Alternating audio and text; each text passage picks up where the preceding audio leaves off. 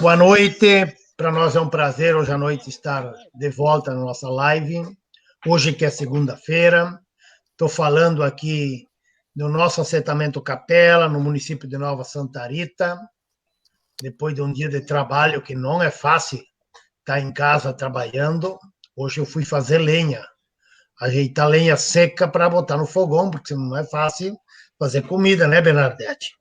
Então, hoje à noite companheira Ana Afonso, que é vereadora em São Leopoldo, já foi deputada estadual, nossa vice-presidente do PT, companheira Vani Piovesan, de Canoas, assessora e representa o mandato do companheiro Ivo Fiorotti, líder comunitária também em Canoas, companheira Ju Ferreira, que trabalha com a juventude, com a cultura, com a mulher, com o desemprego em Esteio, e a nossa companheira Bernadette. Eu ouvia falar de você, Bernadette, bem antes de te conhecer. Então, sempre coisa boa. Sempre essa mulher lutadora, que hoje de Sapucaia, também já foi vereadora, candidata a vice-prefeita, trabalhou em Canoas, Esteio.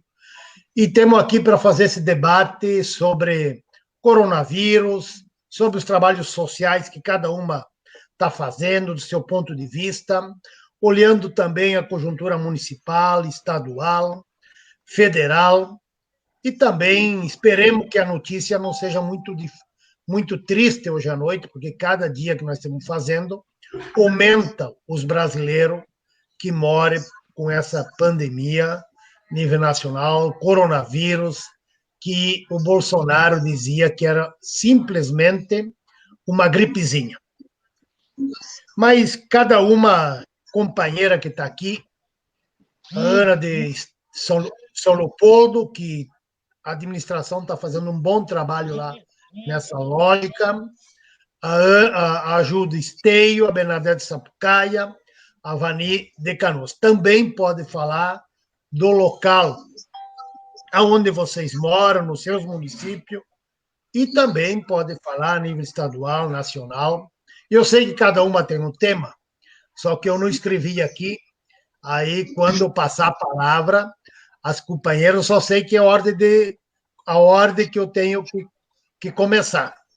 Então, aqui, eu sou mesmo, mais ou menos da tendência dos anarquistas.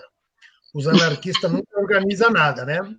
Então, eu sei que vou começar com a Ana, e depois, quando cada uma falou, tiver o assunto, não tem problema. Eu acho que vale a pessoa colocar suas opiniões, suas propostas, o que está fazendo. Sei que cada um tem um trabalho muito bonito, muito lindo, e também se cuidando.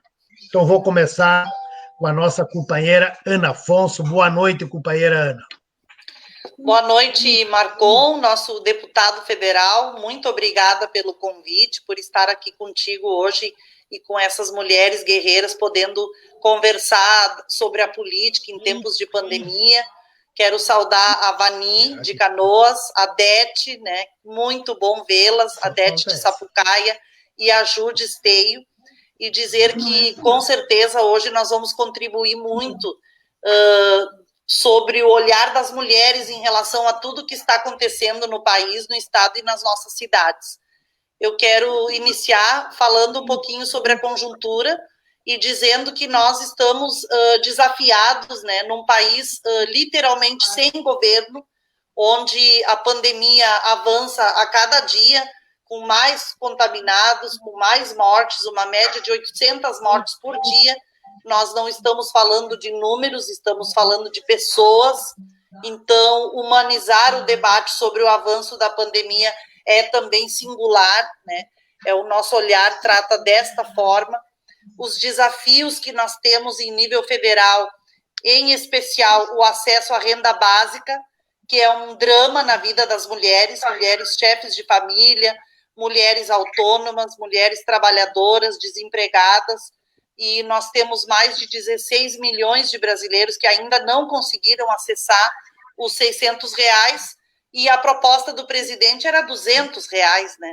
Então, além de nós termos feito uma grande luta à oposição de ampliar o valor, porém a gente caiu na metodologia do governo Bolsonaro, que ele quis enquadrar a população brasileira dentro do sistema bancário, né? Ele poderia ter feito esse repasse de fundo a fundo, ter facilitado a vida das pessoas, ter encaminhado as verbas para os fundos municipais, né, de assistência social, e ele acha que o povo da periferia e os trabalhadores têm acesso à internet, a um aplicativo no celular. Então, é muito dramática a situação que a gente vive do aspecto da crise sanitária, né, e também do aspecto da crise social, que está se aprofundando a cada dia, em razão de que as pessoas não têm acesso à renda e elas estão optando se elas vão fazer o isolamento social ou se elas vão lutar para ter condições de sobreviver, né? É a fome que caminha a passos largos e isso para nós é muito preocupante. Então eu começo assim manifestando essa indignação, já que tu é nosso deputado federal, né? Sabendo que muitas categorias foram vetadas pelo presidente Bolsonaro, caminhoneiros, outros autônomos que ele não aceitou na lei de ampliação do acesso à renda, fazendo essa manifestação, né, de indignação com relação à situação que a população brasileira ainda se encontra. Aqui no estado, eu acho que também é importante dizer que o governador Leite está muito pautado pela questão do isolamento, diferenciando as cores das regiões, apresentando uma modalidade de isolamento, mas ele também não está tendo um olhar social, né? Os estudantes da rede pública estadual levaram mais de 40 dias para receber algum tipo de alimento das escolas. Em São Leopoldo, nós já estamos na segunda entrega de kits de alimentação para os estudantes que estão em casa, porque a gente sabe que a merenda escolar, às vezes, é a única alimentação, refeição que os estudantes têm ao longo do dia, né? E o governador Leite também poderia estar ajudando no tema do enfrentamento à seca, em razão de que hoje a agricultura familiar enfrenta uma grande dificuldade, né? Os agricultores têm produzido alimento e eles poderiam estar servindo esse alimento para a população urbana, mas infelizmente o governador não se preocupa nem com a seca, nem com o tema do acesso ao alimento. Então, esses dois pontos que eu falo inicialmente, que eu acho que as companheiras vão costurar comigo uma leitura, né? Mas é que junto com a crise sanitária a gente vê um avanço da pobreza e a falta de acesso ao alimento. Então não existe como a gente superar esse problema sem que a nossa população tenha minimamente isso garantido. E aí é uma questão que a gente traz aqui acompanhando as realidades de cada cidade, né? São Leopoldo já depois de 5 dias de suspensão das aulas já estava iniciando a primeira entrega de alimentos para os estudantes mais vulneráveis, agora realizou a segunda entrega, né? Nós temos uma política também de isenção da tarifa social da água, né, para os pequenos empreendedores, em razão de que a economia está muito retraída, né? E a gente também tem adotado o sistema de flexibilização do isolamento, mas mantendo muita regra, né? Muito esforço. Aumentamos aqui o nível de testagem, né? É uma das cidades que mais faz testes no Rio Grande do Sul. Nós tivemos, fruto do esforço do prefeito Vanazzi, a liberação do nosso laboratório municipal aqui para a realização de testes de Covid. Fomos autorizados pelo Ministério da Saúde. É a única cidade que tem essa autorização no Rio Grande do Sul e estamos fazendo 93 testes de Covid por dia, né? Então, essa ausência de testagem em nível federal e a subnotificação, ela também contribui para o discurso da normalidade, de que é uma gripezinha, quando, na verdade, quanto mais testes a gente faz, mais comprova que a epidemia está no nível de contágio comunitário e ela não vem mais, assim, de estrangeiros, ela está no nível das periferias, e isso é muito preocupante. Então, eu inicio, assim, trazendo esses elementos, né? Mas depois, na rodada, a gente pode ir também colaborando mais, assim, com as vivências que a gente tem experimentado aqui em São Leopoldo.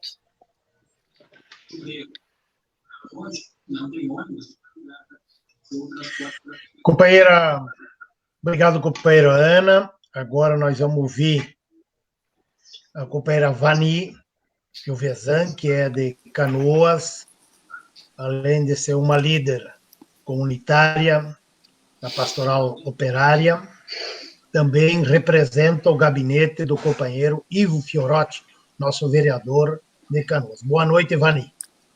Boa noite, Marcon. Boa noite, Ana Afonso, a Ju, a Bernadette. Estou muito contente de estar aqui, né, com vocês nesse momento tão difícil que a gente está passando e que a gente está aprendendo a utilizar essas ferramentas, né? Então, isso nos possibilita que a gente consiga amenizar um pouquinho a questão do distanciamento social e passar para as pessoas, né, as informações que elas precisam ter para estarem protegidas dentro de casa. O meu tema seria falar um pouco sobre a questão do enfrentamento, né, que a gente está fazendo a esse distanciamento social, enfocado mais na questão das mulheres. Eu sou aqui de Canoas, então, com relação ao enfrentamento na área da saúde, a prefeitura ela vem trabalhando bem, né? Então, assim, ela se organizou, ela conseguiu se estruturar, né? Então, nós temos, além dos dois hospitais, que é o Hospital de Pronto-Socorro, o Hospital Universitário, que tem Nossa Senhora das Graças, e mais as UPAs e UBSs, eles conseguiram montar 4 hospitais de campanha, né? Sendo que 2 já estão em funcionamento. Então, hoje, Canoas, ela tem 49 pessoas que estão contaminadas com vírus, né, e tem 3 mortes. Ontem teve mais um caso de morte em Canoas, então subiu para 3 o número de mortes aqui no nosso município. Então, nessa questão, o município está trabalhando bem, né? Essa questão da saúde, o dinheiro está vindo, eles estão conseguindo se estruturar, desde que a pessoa chega aqui até se ela tiver que ir para a internação, porque Canoas é referência para muitos municípios. Na questão da assistência, a gente ainda tem algumas dificuldades, né, porque a questão da fome, ela cresceu muito, né, por causa do desemprego, isso está muito presente, né, na cidade, e o município tem uma certa dificuldade nisso, inclusive na área da educação, porque o Estado já forneceu, a Ana falava ali, né, a questão do alimento, né, nas escolas para os alunos, através de cestas básicas. O Estado aqui em Canoas já repassou, e o município ainda não conseguiu fazer isso ainda, né? Então, tá para ser essa semana que é para sair o alimento para as crianças, mas ainda não foi possível isso ser feito. Então, a gente também, né, aí tu já começa a analisar como uma prefeitura tem diferença de outra, né?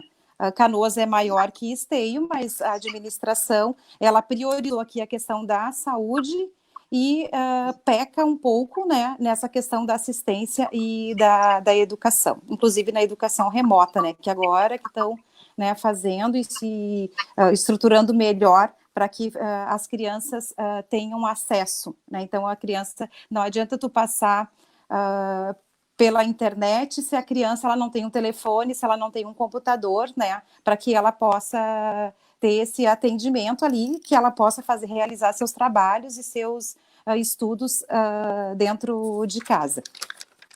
No nosso mandato, Marcon, nós estamos fazendo assim uma série de ações, né? Para que a questão do distanciamento social não seja uma coisa tão pesada. Nós temos um público do nosso mandato que é um público também idoso, né? Então, é justamente o público que está dentro de casa que precisa fazer, né, mais ainda essa questão do distanciamento. Então, a gente está fazendo ali um trabalho para que esse cuidado, né, com o idoso, ele seja permanente. Então, assim, que as pessoas incentivando através de cards, através de ligações, essas ferramentas do WhatsApp, do Facebook, de ligações mesmo, que incentivando que as pessoas, elas façam as ligações para as pessoas, né? Que elas liguem, que elas deem aquele carinho, aquela atenção que a pessoa que está lá no distanciamento, ela precisa. porque senão tu coloca as pessoas para dentro de casa, mas elas acabam afetando a questão mental, né? Porque a pessoa fica muito sozinha, daí as pessoas estavam acostumadas a estar fazendo as suas tarefas, a ir no supermercado, a ir passear nas academias, a passear nas praças, a visitar os netos. Então, isso se torna muito difícil, né? Então, isso é uma coisa que a gente tem trabalhado bastante. A questão do uso de máscaras, né? Então, assim, Canoas adotou isso, né?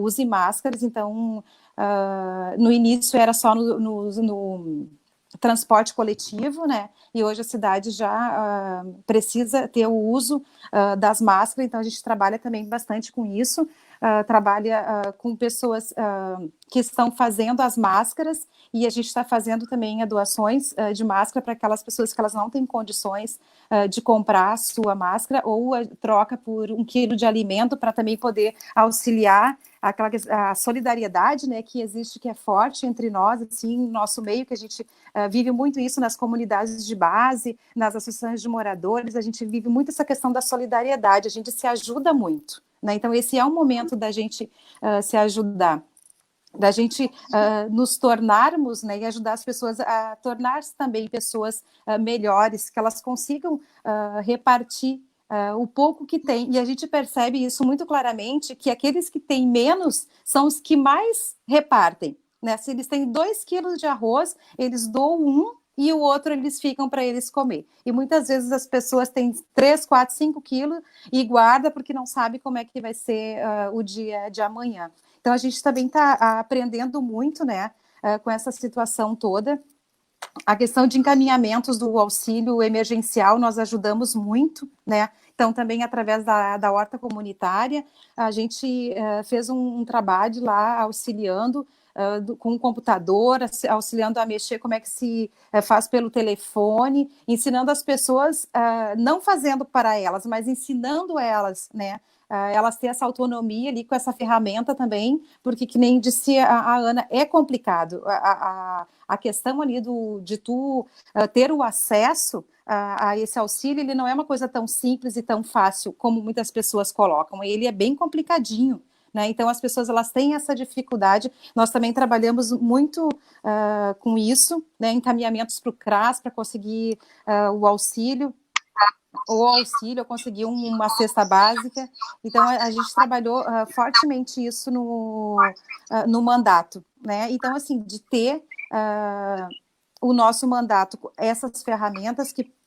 propicie para elas continuar, né, o distanciamento, da importância, a gente sabe que o vírus, ele é uma coisa que invisível, que a gente não sabe onde ele está, que a gente espera que os hospitais em Canoas continuem vazios, né, que eles não venham, não lotem, né, nem com a gente aqui de Canoas, nem com as pessoas de fora, mas a gente precisa dar esse auxílio, essa ajuda, essa solidariedade com as pessoas nesse momento que elas precisam, para que elas possam ficar em casa, né, a questão das mulheres chefe de família, ela é muito forte, sempre foi, e agora só, né, se agravou, porque muitas famílias vendiam bala, pano de prato, vendiam coisas básicas de dia para comer de noite, né? Então, durante várias semanas, elas não conseguiram fazer isso. Então, realmente, a situação,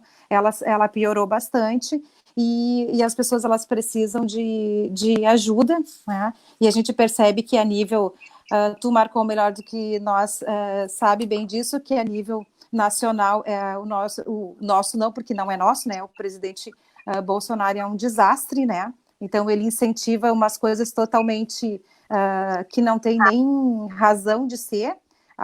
Nós ficamos o tempo todo incentivando as pessoas a usar máscara, e ele incentiva a não usar, ele é do contra, né? Tudo é o contrário. Mas, enfim, nós estamos aqui em Canoas fazendo a nossa parte, né? Acho que esse trabalho com as mulheres, com as crianças, a questão da educação é uma coisa muito forte aqui, né? Que a preocupação com o ano letivo, mas a gente tem que começar também a se conscientizar que o que a gente pensava até março, agora a gente tem que começar a pensar um pouco diferente, e isso para nós é bem difícil, né? Então, que a gente tem que ter um pensamento que a gente não sabe como é que vai ser o nosso amanhã, mesmo nas lutas, mesmo presente, mesmo a gente estando aí todo dia tentando ajudar as pessoas, mas a gente não sabe como é que vai ser. O que a gente sabe é o que nós estamos fazendo e fazendo com que as pessoas elas se protejam, né, e possam proteger o outro também. Acho que, por enquanto, era isso.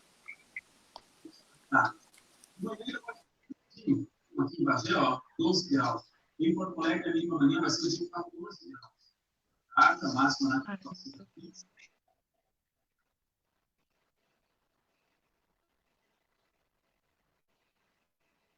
Aqui no estado, apresenta o nosso mandato aqui no Vale do Silva. Então, contigo, Ju, sei que tu também tem trabalhado muito ali em Esteio nessa questão. Boa noite. Então, boa noite a todos. Todos me ouvem? Agora sim. Tá bom. Deu uma travadinha. Eu estou me adaptando também a essa nova realidade. Eu que me considero uma pessoa bem operacional, não está sendo fácil ficar em casa e operar pelas redes. É uma briga diária todos os dias. Tenho saído bastante para fazer essas ações com bastante precaução, claro. Tem algumas coisas que não adianta, né? Tem que ser presencial. E vou dar um relato de como está a situação com essa questão da pandemia aqui em Esteio.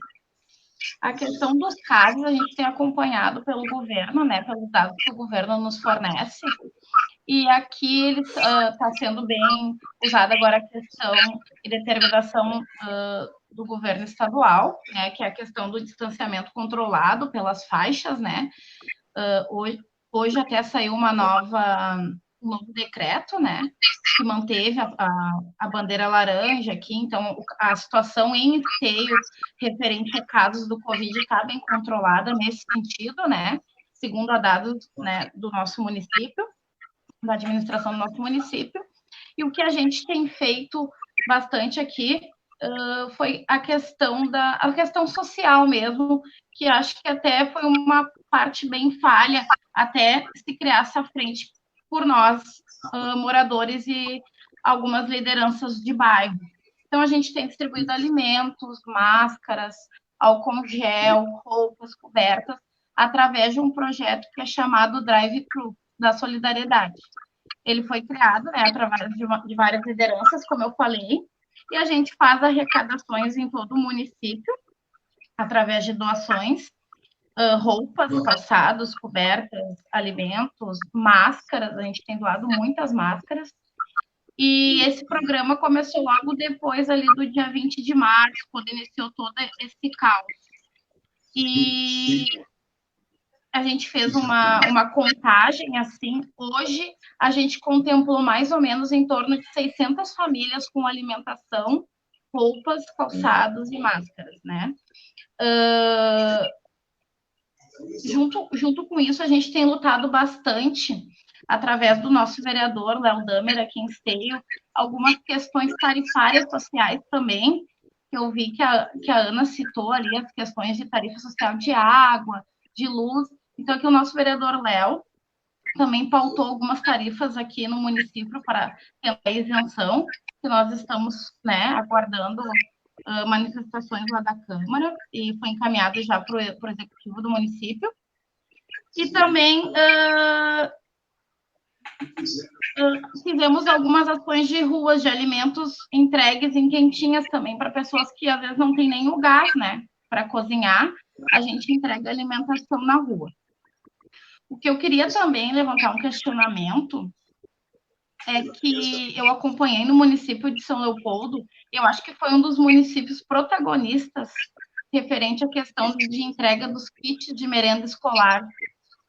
Aqui no nosso município, ele ocorreu primeiramente através do governo do estado, né? As escolas estaduais entregaram os kits para as famílias, né, dos alunos matriculados nas escolas estaduais. E do município, ele iniciou na semana passada. E eu procurei algumas algumas escolas, algumas referências nas escolas, e eu fiquei sabendo que aqui, tipo, de 240 famílias de uma escola, 70 só seriam contempladas. Aí eles usariam alguns métodos como Bolsa Família, né? Tipo, métodos de exclusões, assim, de quem mais precisaria dentro da realidade do cadastro na escola e do conhecimento da própria comunidade escolar. Depois eu queria até deixar em aberto para a Ana, para ver como funciona essa entrega dos kits lá, quais os critérios, se consegue contemplar todas as famílias, porque a gente vê que em Esteio não funciona dessa forma, né? E até para deixar um recado, daqui a pouco até uma proposição para o nosso prefeito, né, para que se faça, que se copie.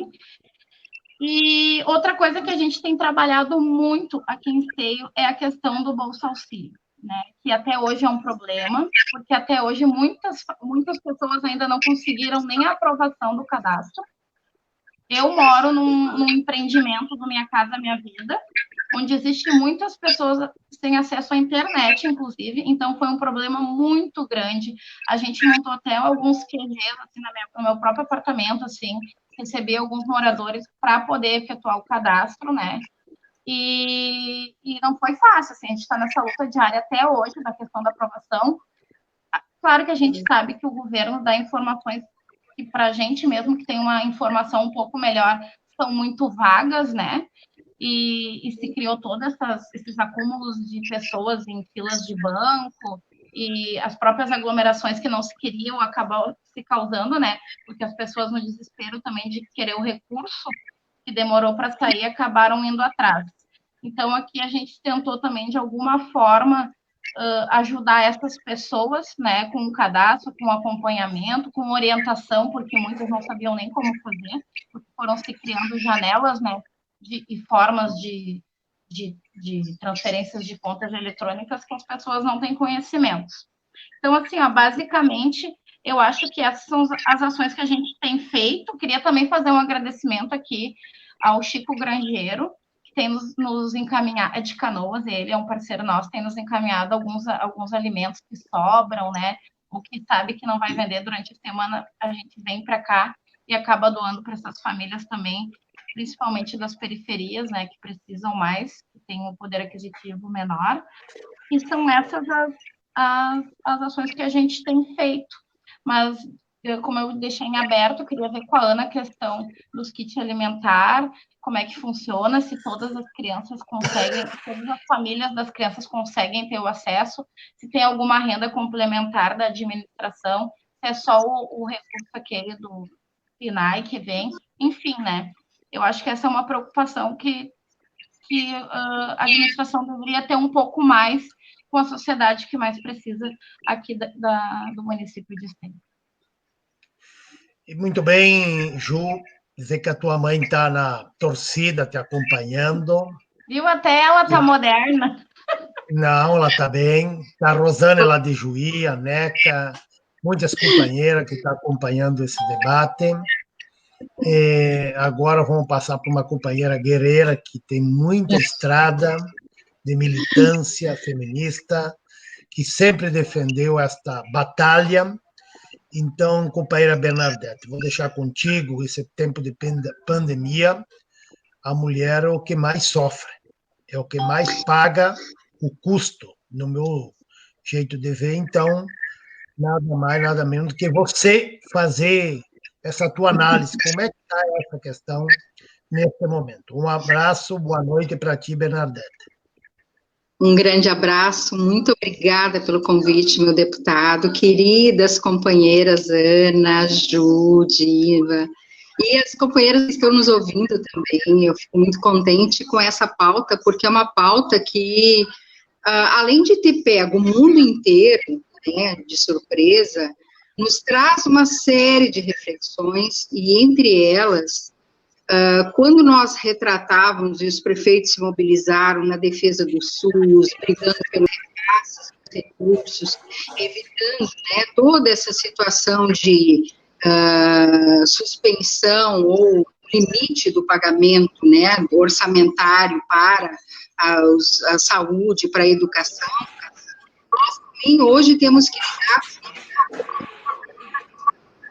Então, para além da pandemia, para além da situação hoje de degradação das nossas cidades, que falta saneamento, a gente discute moradia, a gente, né, tem pessoas que não têm como se isolar praticamente para poder garantir que o vírus não se espalhe e não pegue toda a família. Não tem, é muito complexa a situação, e principalmente os mortos estão hoje a nível nacional, principalmente as mulheres. Ana, Ju, né, os dados que a gente traz das mulheres chefes de família e do nível de pobreza que atinge hoje principalmente as mulheres. Nós estamos falando hoje de quantas mulheres empregadas domésticas que não podem trabalhar e perdem a sua renda, a dificuldade das mulheres com relação a buscar os recursos, muitas delas não conseguem, nós mesmos já temos dificuldade para poder acessar as redes, as mídias, né, uma dificuldade real que elas têm de buscar essa informação, e além disso, nós temos o problema do feminicídio, que se tornou absolutamente agravado nessa situação de confinamento, porque muitas delas, elas estão convivendo com seus companheiros, né, sofrendo a violência, portanto, não é só a violência verbal, é a violência física, e não tendo para onde correr, né, com seus filhos, né, etc. Então, a situação nos traz muita discussão, né, principalmente quando a gente vê que quem deveria estar liderando esse processo das políticas públicas acaba se omitindo disso, justificando, e se não fosse as redes de solidariedade que a Ju, que a Ana e que a Dina estavam levantando, essas pessoas não tinham para onde correr, porque não tinham aonde buscar o acesso à alimentação, as coisas todas.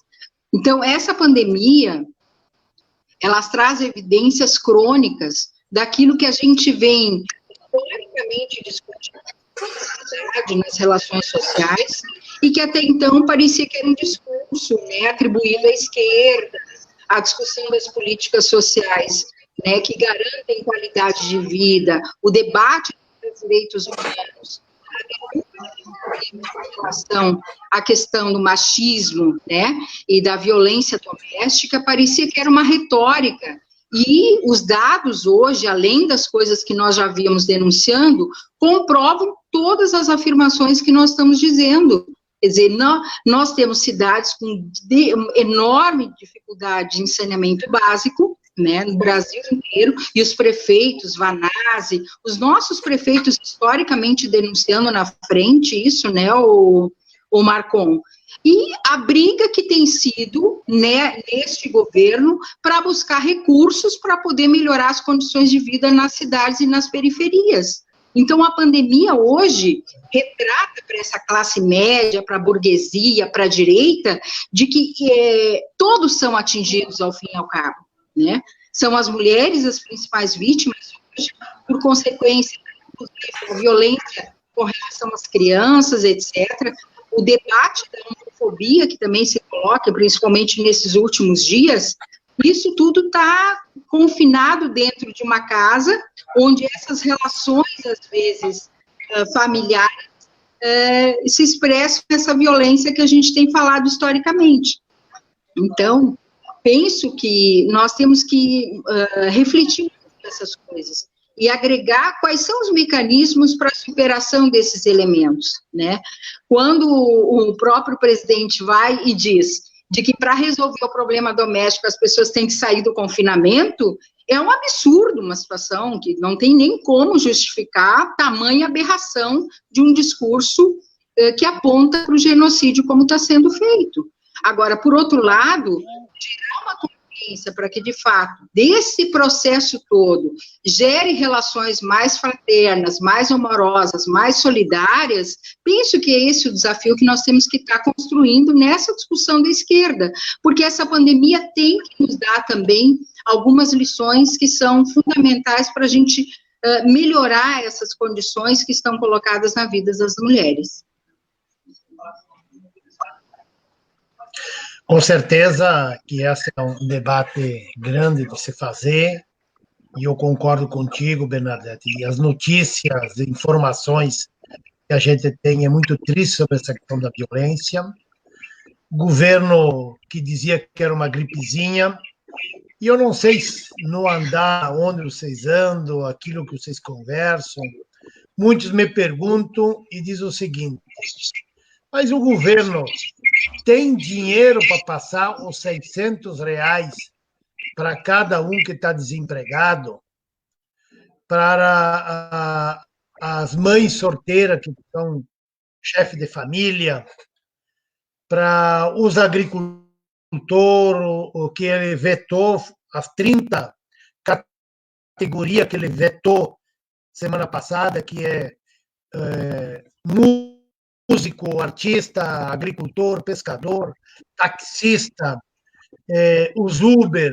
Então, essas 30 categorias que ele vetou era só dar o direito que não complicasse a vida destas categorias para depois poder se aposentar, porque eles estão dentro no Cade Único, estão dentro nas regras que pode pegar, estão desempregados, estão sem receita, não têm o recurso na renda de 2018 que tanto fala, porque 2018 a realidade era uma, 2020 a realidade é outra, não tem como comparar se ontem tu almoçou e hoje tu não tem como almoçar, mas porque tu almoçou ontem, não pode ganhar o almoço hoje. Então, esse governo federal, na minha conta, ele já passou do limite. Teria que procurar, não sei o que, Bíblia não adianta porque ele está no meio das Bíblias e não resolve nada.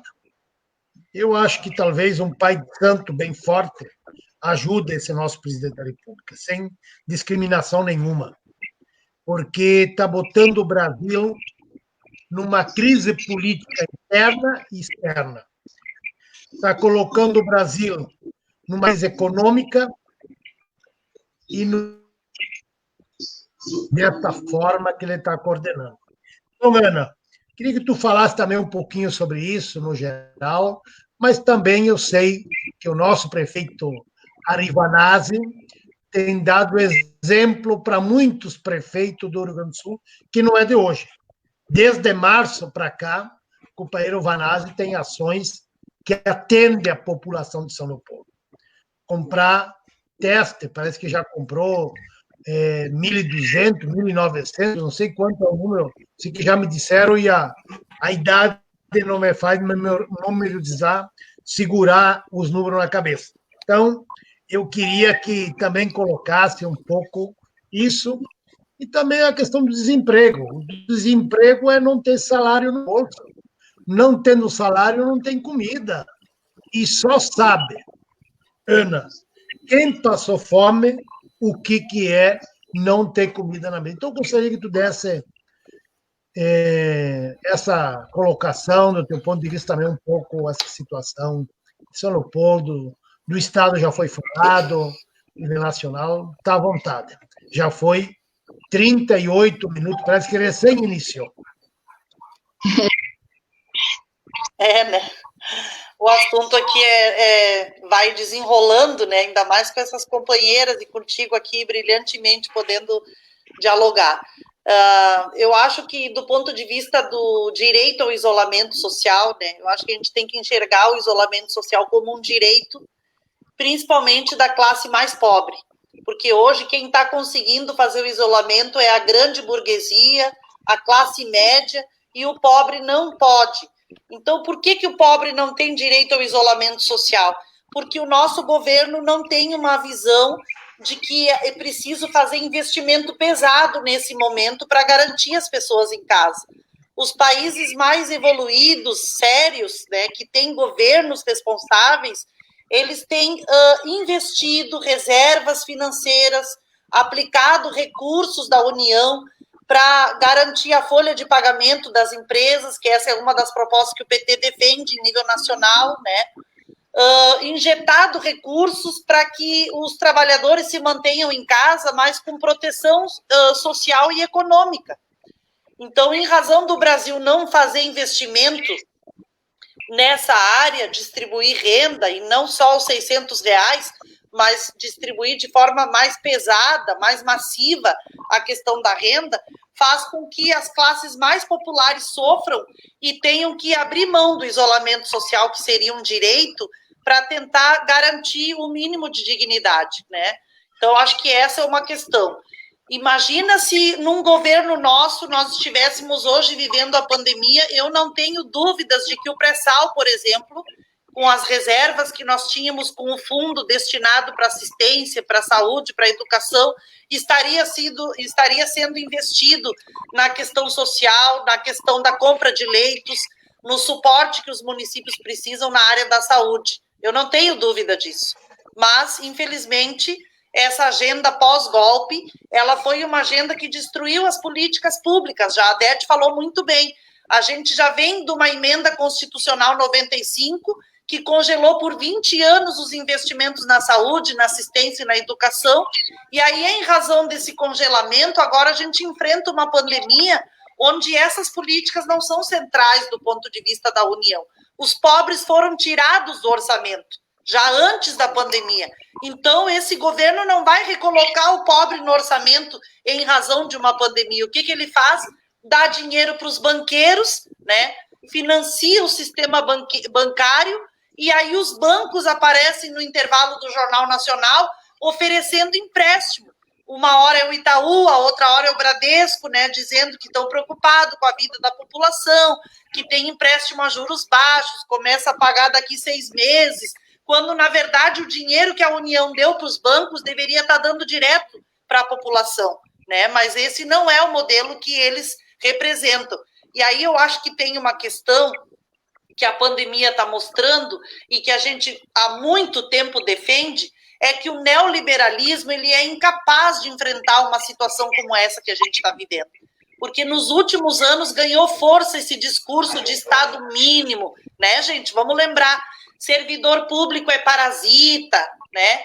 Universidade é balbúrdia, a questão da ciência, da pesquisa, nada disso serve para esse governo, né? Então, hoje, a gente está percebendo que o Estado mínimo que eles defendem não dá conta. Se não fosse o SUS, a gente não teria a menor condição de atender a demanda da população na área da saúde, por exemplo. Se nós estivéssemos incentivando a pesquisa, o Ciências Sem Fronteiras, os estudantes que a presidenta Dilma mandava para o exterior, né, para capacitar, para depois voltarem, o mais médicos que a gente tinha aqui, em larga escala, médicos de fora que atendiam a periferia, se não fosse tudo isso que eles projetaram para o Brasil, a gente enfrentaria a pandemia de uma outra forma.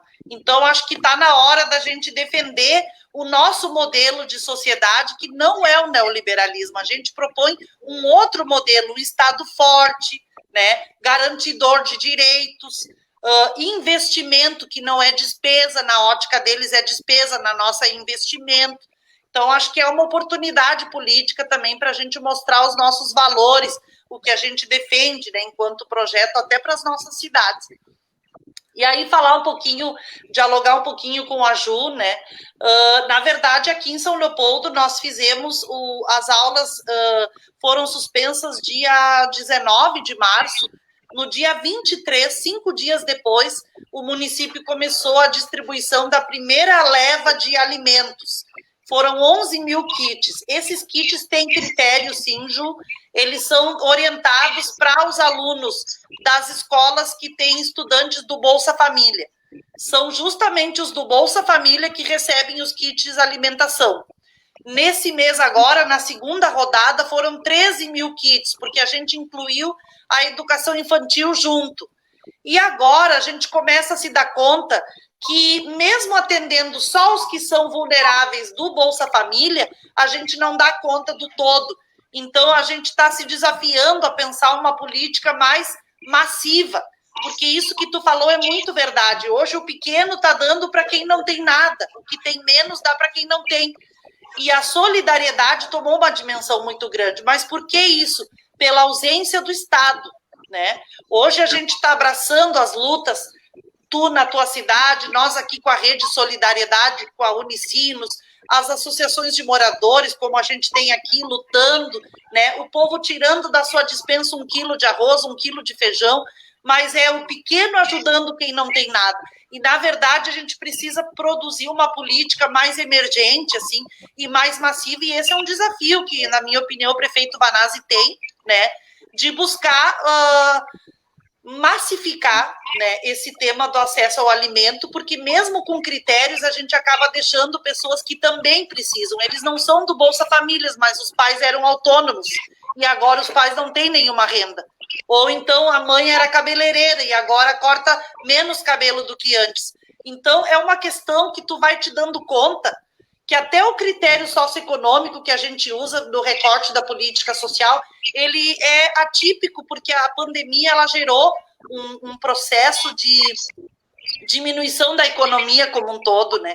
A gente teve os estabelecimentos fechados até muito pouco tempo atrás. Então, é um desafio, né?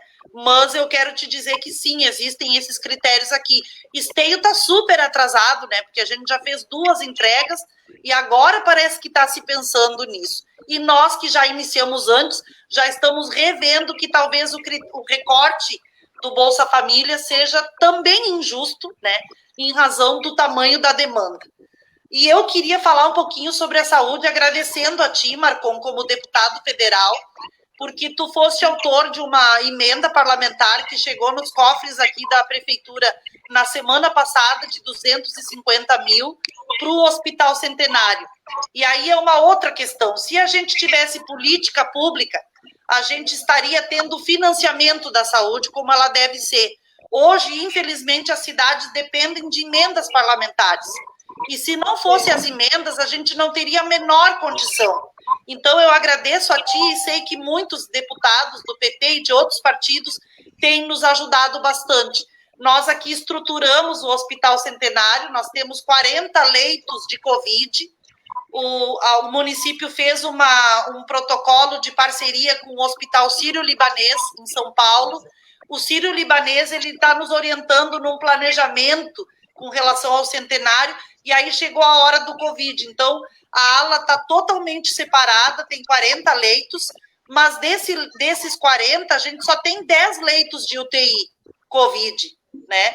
Porque tem a demanda dos respiradores, que é uma novela, o Brasil também não comprou, as prefeituras que querem comprar não conseguem comprar, né? Então, se houvesse essa parceria com os polos metal mecânico, se houvesse tido uma iniciativa com as universidades, né, com o polo tecnológico das universidades, a gente teria hoje o acesso aos respiradores de uma outra forma, mas infelizmente, né, o nosso país está totalmente despreparado, criou brigas internacionais que não deveria ter feito, perdeu parcerias de países importantes, porque a relação internacional é uma vergonha, né? Então, a gente se sente sozinho também diante desse desafio. E nós conseguimos construir um hospital apoio ao centenário. Não é um hospital de campanha, é o antigo Colégio Monte Alverne, onde as irmãs franciscanas cederam a estrutura gratuitamente. Ali nós vamos ter 100 leitos de Covid, mas é para pacientes não graves, aqueles que não vão depender de um respirador, não vão depender de um leito de UTI, mas que precisam ficar em isolamento com relação à família. Tanto o paciente como os servidores da saúde, que esse é um tema importante.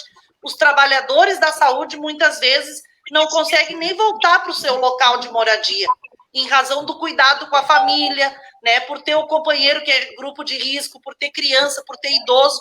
Então, esse hospital apoio, ele vai servir para alojar os nossos trabalhadores que estão na linha de frente do Covid, né, que graças a Deus a gente está com 50% dos leitos ocupados, mas as previsões, né, que o Alexandre Padilha deu e outros especialistas nas nossas reuniões do diretório, dizem que a pior situação a gente vai viver no mês de junho e julho, em razão do inverno na região sul e sudeste. Então, eu acho que a gente tem tempo, mas não é muito. A gente precisa correr com a questão social em larga escala, produzir o tema dos leitos, que não é fácil, né? Para quem não é referência, a gente não recebe recurso, nosso hospital é subfinanciado pelo governo estadual e pela União, e custa 6 milhões por mês para a prefeitura, né? Então, a gente precisa correr e acelerar, porque junho e julho vem aí, e vai ser o pior momento, né, de grande aumento do pico da pandemia aqui para nós. Vamos ficar na torcida que não chegue, mas essas são as previsões que a Ana colocou. Todos os cientistas, pesquisadores, professores, médicos e o nosso companheiro Alexandre Padilha. Ele tem um grupo de médicos que diariamente eles conversam e discutem sobre esta situação. Então, eu não sei aqui agora, nós podemos ir pela mesma ordem que fomos no início. Então, com a companheira Vani, também, se quer acrescentar mais alguma coisa, o seu ponto de vista, também nível estadual, nacional, se sinta à vontade. Cada uma que está aí, se levantar o dedo bem na frente, eu enxergo, posso dizer, olha, a fulana quer falar antes que a ciclana, não tem problema nenhum. Então, agora, já que ninguém se inscreveu, vou passar a palavra para a companheira Vani. Marcon, eu queria aproveitar assim, fazer essa troca de experiência com a Ana, né, na questão dessas plataformas digitais na educação. Então, assim, um assunto que pega muito, né? Então, assim, as mães, é uma coisa que a gente tem uma preocupação constantemente, né? Porque a gente sabe que nada substitui, né, as atividades presenciais e nem o professor, né? Mas também nunca foi tão necessário a gente aprender a manusear e também de ter essas ferramentas digitais. Então, assim, como que São Leopoldo tá lidando assim, com isso, né, com essas plataformas, com os alunos da rede pública? Bom, aqui a gente tem uma questão de conceito, né, sobre a educação, e a gente tem lutado muito para garantir esse conceito. Primeiro, a prioridade aqui do nosso governo são as vidas. Então, as crianças estão em casa, a gente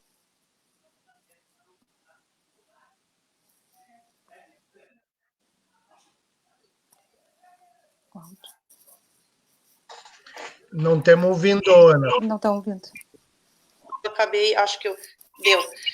Eu não sei o que vocês pegaram. Nós temos o central do nosso projeto aqui é o tema da prioridade às vidas. Então, não se pensa no retorno às aulas agora.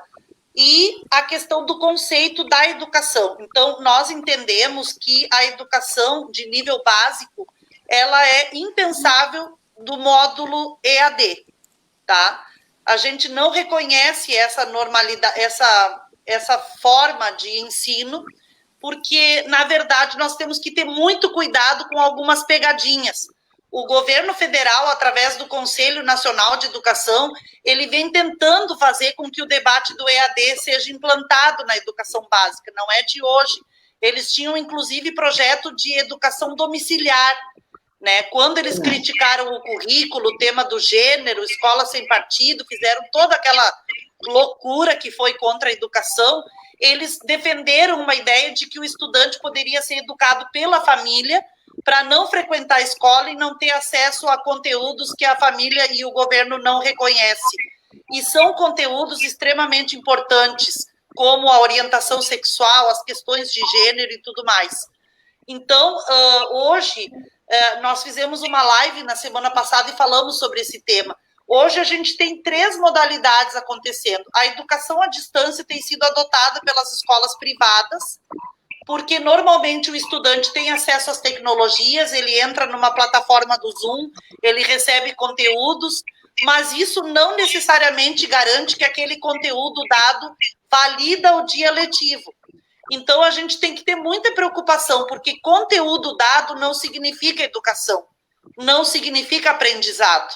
A gente precisa ter muita calma nessa discussão, porque existe uma emenda constitucional que foi apresentada nos últimos dias, que ela considera esse ano como um ano onde um fato de anormalidade pode se rever as horas letivas e os anos letivos do ano. Então, a gente tem que ter muita calma. Aqui a gente vem fazendo uma discussão envolvendo as escolas. Às vezes surge pressão dos próprios pais, porque os pais comparam uma rede de ensino com a outra, né? O Estado adotou uma questão que a gente também não concorda, que são essas aulas remotas, né? Onde os professores estão fazendo por obrigação, mas a maioria não acredita, que é o conteúdo dado para validar o dia e a hora do ano letivo. E nós aqui, a gente está fazendo um debate de que nós podemos redesenhar o nosso currículo do ano em razão da pandemia, e a gente não tem que ter pressa em depois, na volta, fazer um calendário estúpido que não respeite a questão da criança e do professor. Aula em sábado, todos os sábados, e aquele empurrar de conteúdos goela abaixo. Não, a gente aqui vai reconstituir o nosso ano. Se a gente voltar em junho, em julho, e nós tivermos aula até dezembro, a gente vai trabalhar o currículo mínimo daquele ano e vai promover esse aluno para o ano seguinte. E em 2021, ele vai... A escola vai enxergar isso como uma necessidade em razão da pandemia. Então, a gente tem tido muito cuidado com esse tema, porque às vezes é isso que eles querem. Eles querem chegar a defender um modelo que a escola funciona, a educação funciona sem o educador. E a gente não pode cair nisso, porque uma coisa é o papel da família, né? Hoje as crianças estão em casa, a família pode continuar mantendo os estudantes interligados com o tema do aprendizado. A Sofia, minha filha, ela estava iniciando a alfabetização, então eu mantenho ela, a gente usa um joguinho de EVA, a gente usa um alfabeto, a gente brinca, a gente faz atividades, mas eu não considero que aquilo substitui o que a escola vai poder trabalhar. É o papel da família podendo protagonizar uma relação diferente com o seu próprio filho, o que a gente sempre defendeu que é positivo, porque a família normalmente é muito ausente da questão da escola, delega para a escola e se omite do seu papel, né? Mas nada vai substituir o papel do educador. Então, eu tenho feito esse debate para que a gente tenha muita tranquilidade nas nossas cidades, que a gente saiba esperar o tempo das coisas, né? E é um ano atípico, com certeza vai ficar marcado na vida dos estudantes, na vida dos professores, um ano que a gente ficou meio ano sem ir para a escola, mas tudo tem o seu tempo de ser recuperado e que isso seja feito sem que passe pelo processo educativo aquela mediação que o educador precisa fazer depois presencialmente, né? Nada substitui a relação presencial, até porque o ato de educar é um ato coletivo. Os estudantes, na troca com seus colegas e com a intermediação do educador, aí é que acontece o ato pedagógico. Não é individual de cada um com o seu instrumento em casa, né? Nem com computador, nem com telefone. Então, não sei se eu consegui te explicar, mas é um debate conceitual, né? Que eu sei que é um desafio, porque as famílias têm muita insegurança, elas não querem que o ano letivo seja perdido, e todas as cidades têm que trabalhar no sentido de dizer, nós não vamos perder o ano letivo, a gente vai de forma gradativa e atípica recuperar o tempo perdido dentro dos limites, sem sobrecarregar, né, mas também sem substituir o educador.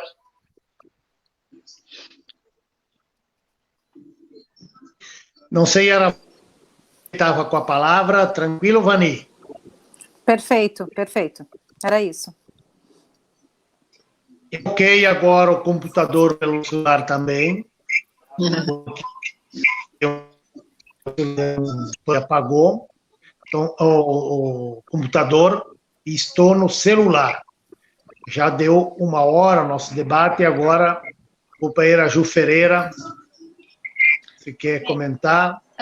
Bem breve, assim, a questão da educação à distância, né? Acho que foi contemplada ali na fala da Vani, que é uma preocupação, acho que em todos os municípios, né? E me sinto contemplada ali com a fala da Ana.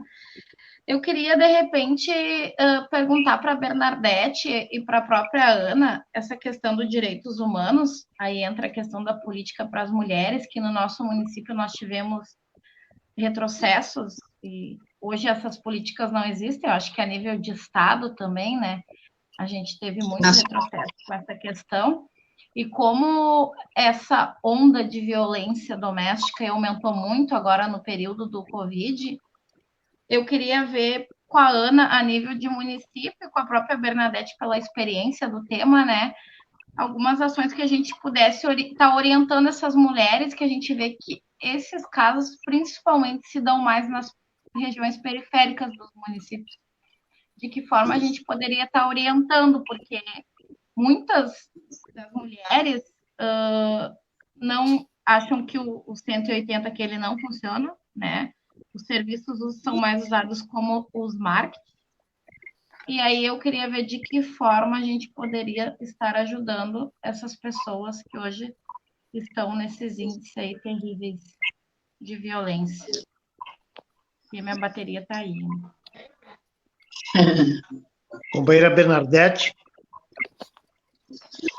Olha, na verdade, conseguir, através das redes de mulheres, das associações de moradores, e em todos os lugares, a gente está difundindo de que, apesar de confinadas, não estamos sozinhas.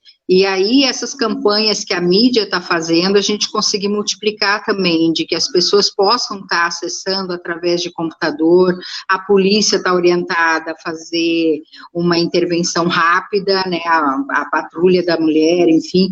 A própria Ana pode descrever melhor, porque coordena um trabalho maravilhoso aí na Câmara também, né, e eu acho que o desafio é essas redes que a gente constitui, que, na minha opinião, é o que tem da nossa percepção de projeto de cidade, projeto de país também, sabe? Porque tudo que nós estamos levantando é a ausência, de fato, do Estado.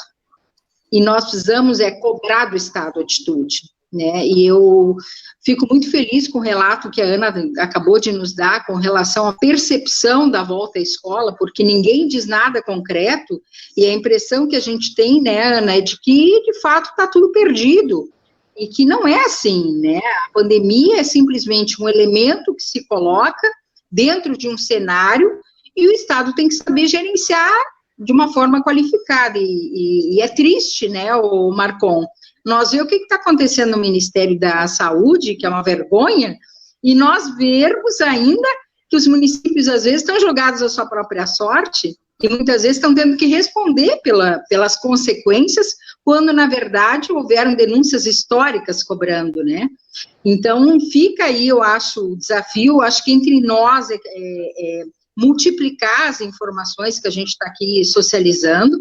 Eu acho que o mandato do Marcon é uma ferramenta ótima para nos ajudar a multiplicar essas informações e a gente poder contar umas com as outras. Não tem outro caminho nesse sentido, infelizmente. Mas, para nós da esquerda, ainda nós temos que cada vez mais entrar nessa questão histórica do que significa o machismo e que sociedade nós queremos, né? Com certeza, Bernadette, tu mexeu num assunto que nós falamos mais aqui hoje à noite, essa questão da educação, da solidariedade, da violência contra a mulher, e não mexemos muito nessa questão da política a nível nacional. Um ano e 6 meses de governo, em 30 dias, sai 2 ministros da saúde, porque o capitão Bolsonaro queria saber mais de saúde do que os próprios médicos, cientistas, professores. E aí os ministros, 2 eram médicos, e os 2 disseram que eles não iam se submeter a alguém que não sabe o que é saúde, como o presidente da República, Jair Bolsonaro. Então, isso é uma vergonha para o Brasil inteiro, para o mundo. A Ana colocou primeiro muito bem essa questão da relação internacional, que eu acho que outros países estão rindo na nossa cara, estão dizendo que bando de medroso que tem no Brasil, que não consegue tirar esse presidente que está aí, e o vice Mourão também, porque os 2 é da mesma naipa, não adianta mexer num, se não é para mexer com os 2. Então, esse momento é muito difícil. E aqui no Estado, de prósia e boa fala não enche a panela de ninguém. O governo do Estado tem dado migalha para os municípios do interior, tanto na questão do coronavírus, como também da questão da seca. E dinheiro só precisa ter a prioridade. O governo federal tem, mas também tem ajudado o povo. Então, agora, já dá 70 minutos já a nossa prosa aqui, daria para tocar mais ainda, mas eu tenho uns compromissos ainda agora de noite, não sei como é que está a agenda de vocês, eu acho que cada uma faz suas considerações finais, e se tem alguma colocação para colocar, não tem problema nenhum, e depois vou fazer o fechamento final. Mas estou muito feliz, gostei muito, porque parece que recém tinha começado. Agora eu fui ver na minha tabelinha aqui, 1h, 9 minutos e 25 segundos. Quando a gente cobra, é porque quer terminar, né? É isso. Então não dá para ser enjoativo assim também, né? Ana. Bom, eu vou começar dialogando ali com o finalzinho do tema da violência contra mulheres, bem rapidamente, né? Dizer que é isso mesmo que a Dete coloca. Nós sabemos que a única forma de enfrentar o tema é em rede, e em tempos de pandemia isso fica mais fragilizado, porque as nossas relações estão mais virtuais, né? Mas os casos se aprofundaram porque o isolamento trouxe uma permanência do agressor dentro de casa e uma permanência da mulher mais tempo de casa. Então, o que a gente precisa defender é que os serviços de proteção à mulher, de defesa, eles são serviços essenciais. A gente tem que considerar nas nossas cidades que é tanto como se fosse a saúde, como se é o supermercado, onde esses serviços não podem agora, de forma alguma, recuar o atendimento e encontrar estratégias, né?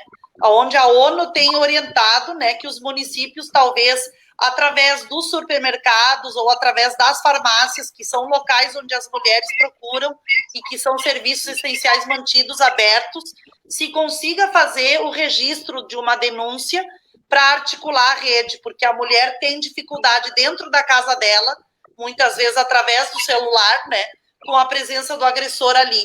Então, a gente tem que pensar estratégias para construir mecanismos de alerta quando uma mulher está em situação de violência numa comunidade. Nós vamos fazer aqui uma reunião pública no dia 3 de junho e fica o convite para vocês participarem. A gente vai discutir esse tema da violência contra a mulher através da Procuradoria da Mulher, que eu presido pelo 2º ano, mas fica aberto para a gente pensar nas nossas cidades também, de que forma a gente pode construir estratégias, né, para alertar para esse tema. Inclusive, hoje é o Dia Nacional de Combate à Exploração Sexual de Crianças e Adolescentes. Eu também sou autora dessa lei aqui na cidade. E outro tema muito grave também são as crianças sem escola, dentro dos lares, e talvez vivendo e vivenciando, né, o tema da violência sexual dentro de casa, sem ter a escola e o conselho tutelar como aliados para a gente poder fazer a denúncia. E, no mais, eu quero agradecer ao deputado Marcon, né, que é um deputado de muita luta, que nos representa, né, agradecer a ti por lembrar de nos trazer, nos dar visibilidade enquanto mulheres para poder dialogar com a sociedade sobre esse momento, que é desafiador para nós, e agradecer às companheiras, né, pela bela conversa que a gente fez hoje aqui, Vani, Ju e Dete, né, nós todas somos da região metropolitana, né, então as nossas regiões aqui, a nossa região, ela é a mais...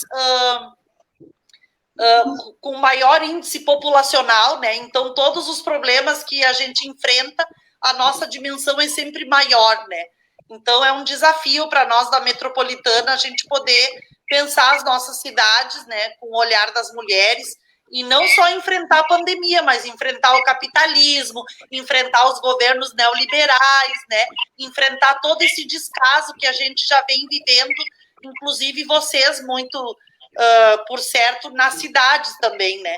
Então, São Leopoldo fica à disposição para poder sempre partilhar as nossas experiências, né? Não que a gente saiba tudo, mas é um olhar de esquerda, de defesa da vida, né? Aqui não é a economia que predomina, o nosso olhar é um projeto de defesa da vida das pessoas, e é essa luta que a gente está travando todos os dias. Muito obrigada já, então, para fechar a minha fala, e aos internautas que acompanharam a live, deixaram comentários aí, um beijo para todos e todas. Obrigado, companheira Ana, companheira Vani. Marcon, também quero agradecer, né, em nome do nosso mandato do gabinete do vereador Ivo Fiorotti, essa oportunidade da gente estar conversando, né, de estar oportunizando que nós, mulheres, estejamos ocupando esses espaços, porque muitas vezes a gente vê os homens, né, dos partidos, eles às vezes se destacam muito mais, então a gente está nos colocando, né, ali à disposição também do teu mandato para que outras lives que tiver, nós também temos interesse, porque essa troca de experiência da região metropolitana, como disse a Ana, ela é muito importante, né? Porque muitas vezes a gente também fica preocupado com algumas coisas e esquece de outras que elas são importantes para nós. Então, dizer que o teu mandato, a preocupação que está tendo de estar construindo essas lives que praticamente a gente está fazendo todos os dias, né? Essa importante ferramenta, trazendo para dentro de casa, que nós estamos cada um dentro de suas casas, né? Tendo a informação e levando, né, para tantas pessoas que também necessitam dessa a informação que é importante para o nosso cuidado. Te agradecer por isso, né? E a gente, do gabinete do vereador Ivo Fiorotti, nos colocamos à disposição. Um abraço para as gurias, um abraço para ti, Marcon. Obrigado, companheira Vanida, um abraço para o companheiro Ivo, a assessoria deles trabalham lá também. Eu acho que não trabalho, porque agora é só via online, que é a votações, não sei se é assim, Carlos, trabalhamos também. Dobrado. O dobrado. Eu achei que não ia no gabinete. Nós mulheres, então, eu nem sei quantas vezes a gente trabalha mais. Não, é muitas jornadas. O que eu queria dizer é que não ia no gabinete. Companheira Ju Ferreira, de Esteio, e também grande peleadora, mas também é nossa contribuinte no nosso mandato. Tá, quero agradecer também pelo convite, Marcon, as gurias aí que sempre parceiras, a Vani, a Ana e a Dete, sempre ajudam a enriquecer mais a minha caminhada. E gostaria também de fazer uns agradecimentos aqui, já que a gente está online, que é a Eliette, que é a coordenadora, né, através dela que a gente iniciou o projeto do Drive-Thru da Solidariedade. Então, agradecer ela e a Josiane também, que são grandes parceiras na coordenação desse projeto, e também ao Chico Grangeiro, o Edgar do Posto Mendes, o Hélio do Rabaioli e ao Supermercado Dia, que semanalmente nos ajudam na contribuição de alimentos para alimentar todas essas famílias. E também fazer um apelo para todo mundo que puder e puder estar colaborando nesse projeto, fazer um grande ato de solidariedade com nós, pode nos procurar através das redes sociais. Obrigado, Ju. Companheira Bernadette, companheira lutadora e que mora em Sapucaí. Então, agora eu estou aqui na Lomba do Pinheiro, Marcon. Nós estamos aqui com um time bom. E eu estou fora da estrutura. Estou agora numa cooperativa socioambiental aqui, estou na direção, bem bacana, bem legal o trabalho. E eu quero agradecer imensamente a oportunidade da gente poder, nesse espaço, refletir esse cenário que a gente está vivendo. Cumprimentar minhas queridas companheiras Ana, Dina e principalmente a Ju também, né? Uma batalha grande pela frente. Apoia essas mulheres guerreiras que ocupam os espaços públicos, nós precisamos avançar nisso. E dizer que a luta, ela nunca teve tão forte como e necessária como nesse momento da pandemia. Então, coragem, né? Força, e a gente continua junto nessa batalha, até a vitória e fora Bolsonaro. Com certeza. Fora Bolsonaro, com certeza. Então, um abraço a todos, para nós foi muito bom essa live de hoje à noite, com 4 companheiras guerreiras, feministas, lutadoras. A Ana, a Vani e a Ju são 3 pré-candidatas a vereadoras nas suas cidades. A Ana vai à reeleição, a Ju e a Vani vai a buscar uma cadeira na Câmara de Vereadores de Esteio e de Canoas. Então, temos junto nessa luta. Bernadette, não sabia que tu estava na Lomba do Pinheiro, que bom, nova morada, que seja feliz lá na Lomba do Pinheiro. Tem os Frei Franciscano, que tem lá um bom trabalho na Lomba do Pinheiro. E dizer o seguinte, fico em casa, quem puder, se cuidem, e fora Bolsonaro. Boa noite. Boa noite. Boa noite. Tchau.